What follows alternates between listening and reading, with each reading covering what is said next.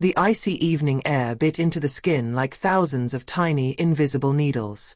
The wind, carrying invisible torments, blew through the empty streets of the city, where each breath seemed to suck the heat from bodies. The snow, light but persistent, fell slowly, creating an immaculate white blanket on the sidewalks.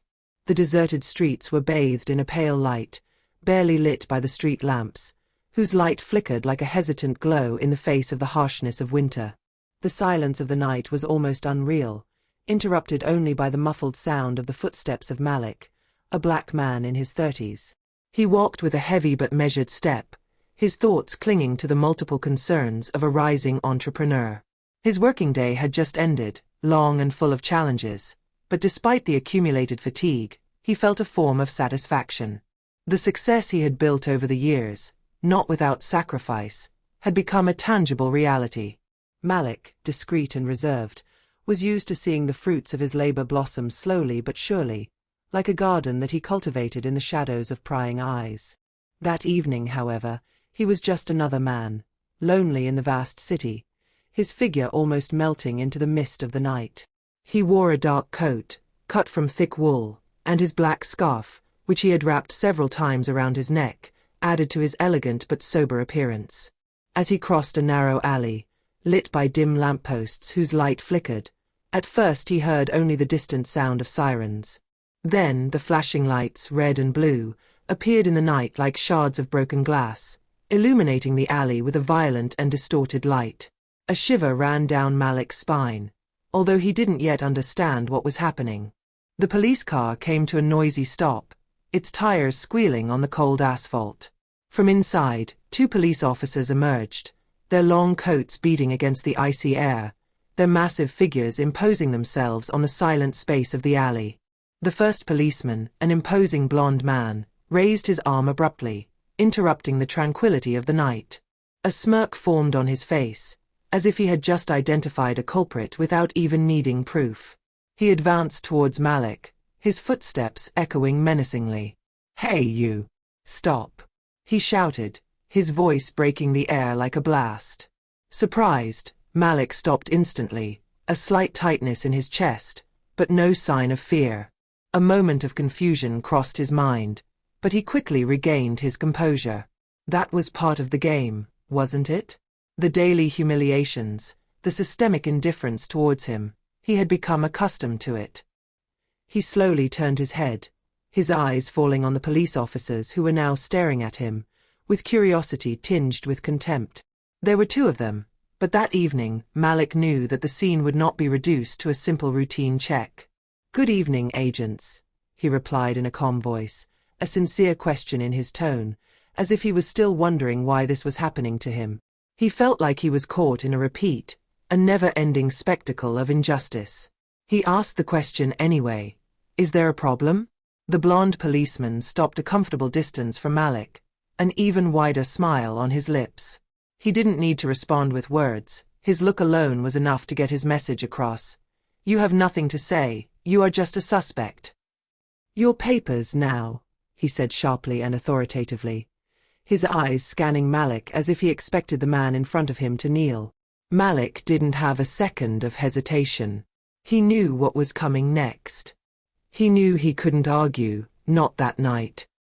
He held out his wallet, his face remained impassive, but his mind was already running through the twists and turns of the reasoning he had learned over the years. A black man on the street, at this hour, must bend to the will of authority or risk violent escalation. He looked at the second policeman, younger, with obvious nervousness on his face, but his eyes were sharp and a little worried.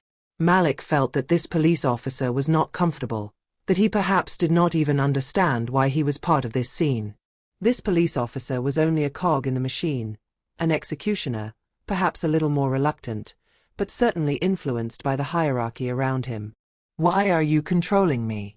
Malik asked in a calm voice, his gaze scanning those of the two police officers, as if he was looking for an answer that went beyond the usual protocols. The young policeman frowned, visibly disturbed by the question, as if he was not used to people questioning authority. But the other, the one who seemed to have taken the lead in this absurd scene, did not respond immediately.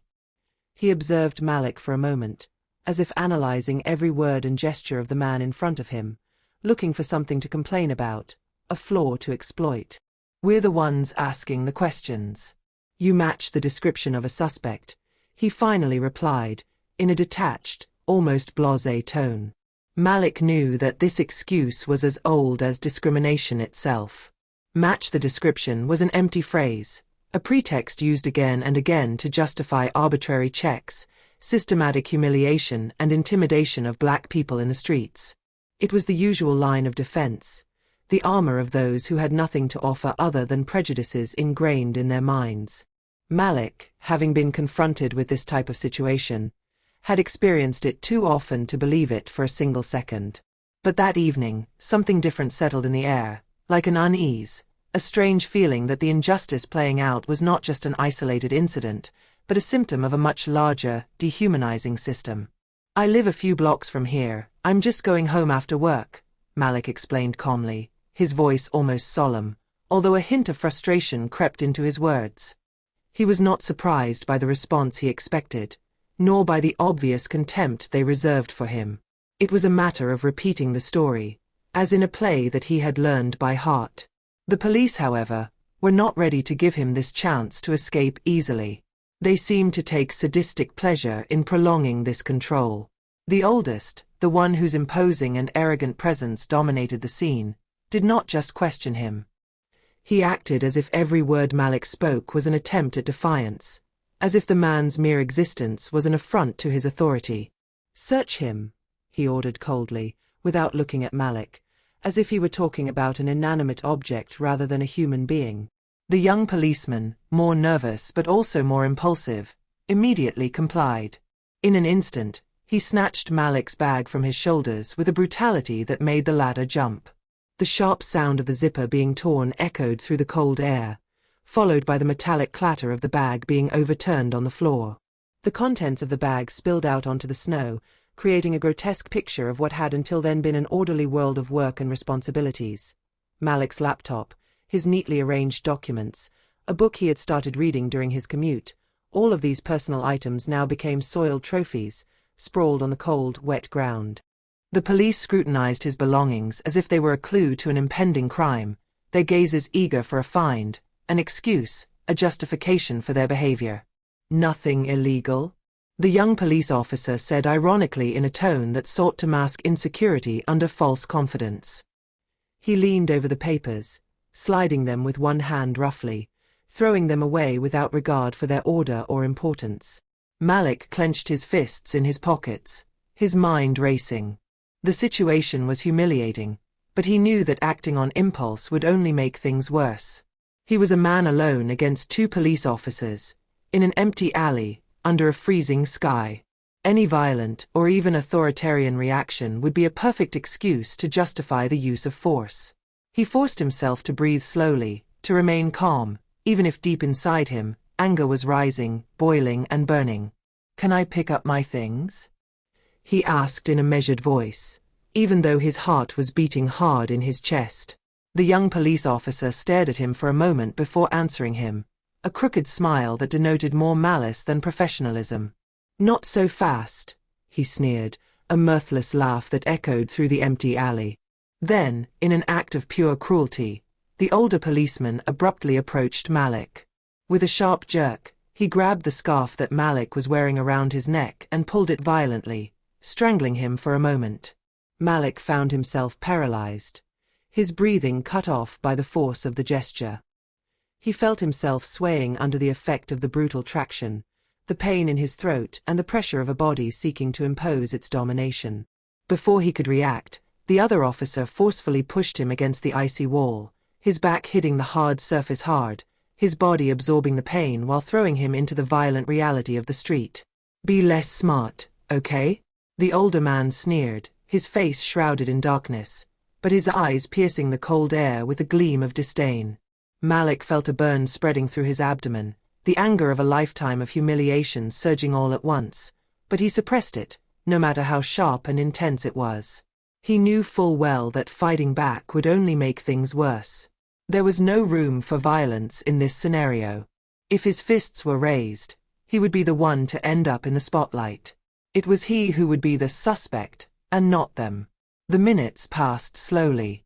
Every second, an eternity of humiliation and pain. Every gesture by the police was a reminder of the vulnerability of his existence in this city, a reminder of his status as a black man in a world that still saw him as an intruder. Their laughter, barely muffled by the cold wind, mingled with the sound of the screeching tires of the car as it moved away. When they finally left, leaving behind a Malik trembling with cold and rage, they walked away without a glance, as if he had been a mere prop, a shadow that they had swept away. Their laughter quickly died away in the tumult of the night, but Malik remained there, frozen, his eyes glued to the floor where his belongings were scattered. The humiliation was almost palpable, as if it seeped into his bones. He slowly bent down to pick up his things, all the while feeling the cold creeping into his hands, into his tense muscles. His hands shook, not from the cold, but from the anger he contained. The rage was there, ready to explode, but Malik knew that that night was only the beginning of a path he would follow, a path he would trace with his own hands. This humiliation would not be forgotten. She was going to become a driving force, a constant reminder of what he was going to change, of what he was going to prove. Because he was not an ordinary man. And he wasn't going to let himself be crushed. The months passed, and Malik gradually felt winter give way to a timid spring, followed by a stifling summer. Time had not erased the wound he carried within him, that of that freezing night when, through their gratuitous brutality, the police wanted to impose their power on him. However, the rage, although intense, had not erupted. Malik had chosen silence, abstention. He knew that a system built on injustice did not listen to isolated voices. So he decided, rather than getting lost in the twists and turns of a complaint that would only feed the machine, to respond in a much more powerful way, in a way that only someone as persistent as him could understand. Every night, the image of the police officers, their haughty gaze, their brutal gesture, came back to him, not in the form of anger, but in that of reflection. He knew that pure and simple revolt would solve nothing. It was not violence that would bring justice, but the construction of a future where injustice would have no place. A subtle but profound transformation, a reversal of roles where those who had abused their power would understand that their oppression had sowed the seeds of a force they could not counter. He spent the months developing his project, putting together the pieces of this dream that would become a reality. He went to meetings, talked to those who could help him, looked for investors, partners. But he did not reveal to anyone the true motivation that animated him. The idea he carried within him was more than just a real estate project. It was an act of social reconciliation, an act of justice incarnate. He wanted to build something that would not just be a reception center, but a symbol of dignity, a direct challenge to the humiliation he had suffered. He wanted every brick laid, every wall erected, to serve as a silent witness to the power of resilience in the face of injustice. When fall arrived, the city woke up to the news of a colossal construction site taking shape in the heart of the neighborhood. A reception center for the homeless and victims of police violence, a space designed to offer more than a roof. Reintegration programs, free medical care, training, spaces to rebuild oneself. But that wasn't all. This center would embody a new vision of society, one that did not just repair the damage, but worked to correct the underlying wrongs at the root. On the day of the inauguration, the square was crowded. Accredited journalists jostled to take photos, elected officials came to pose for the cameras, and even members of the police were present, officially to celebrate the initiative, although they were far from imagining what awaited them. Among them were the two police officers, those who had inflicted humiliation on Malik, those who had judged a man based on the color of his skin and who were convinced that they had done their duty. Malik, dressed in an elegant and impeccable suit, slowly ascended the stage, letting the murmur of the crowd turn into a curious silence. Those who barely knew him wondered who he was. Some, suddenly, had a vague impression that he was saying something to them. Then, when his eyes met those of the two police officers, a furtive shiver ran through one of them, but the other did not flinch. They didn't recognize him immediately. Perhaps they had thought that that day would be forgotten, like all the others before it. But Malik had not forgotten anything. He stood there, facing the crowd, a commanding, quiet presence. His eyes scanned the square before settling on the faces of the police officers. A heavy silence then fell over the crowd as he spoke in a calm, almost solemn tone. "A few months ago, right here, I was humiliated," he began. "I was treated like a criminal, even though I was just a citizen returning home."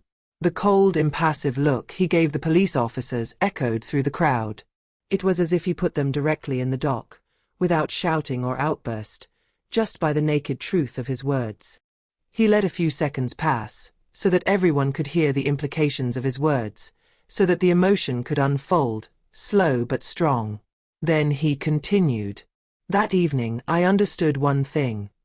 We cannot always fight injustice with violence or anger, but we can fight it by creating something bigger."